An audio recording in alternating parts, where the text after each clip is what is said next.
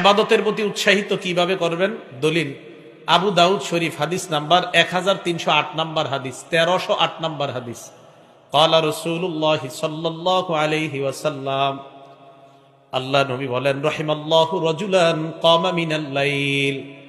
ওই স্বামীর উপর আল্লাহ দয়া করুক যেই স্বামী রাতের বেলা ঘুম থেকে জাগ্রত হয়। শীতকাল রাতের বেলা আপনি ঘুম থেকে জাগ্রত হলেন, হওয়ার পর ফাসাল্লা 2 রাকাত তাহাজ্জুদ, 4 রাকাত তাহাজ্জুদ পড়লেন, 2-4 রাকাত তাহাজ্জুদ পড়ার পর বিবির দিকে তাকাইলেন, তাকায় দেখেন আপনার বিবি ঘুমায়।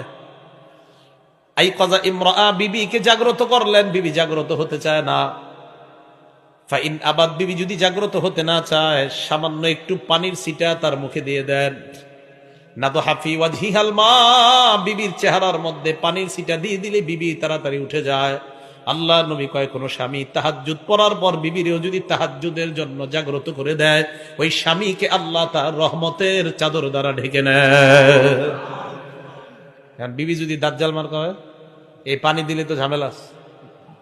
হ্যাঁ, এখন এই জন্য স্বামী স্ত্রী দুজন দিনদার হওয়া, তাহলে এই ঝামেলা আর হবে না।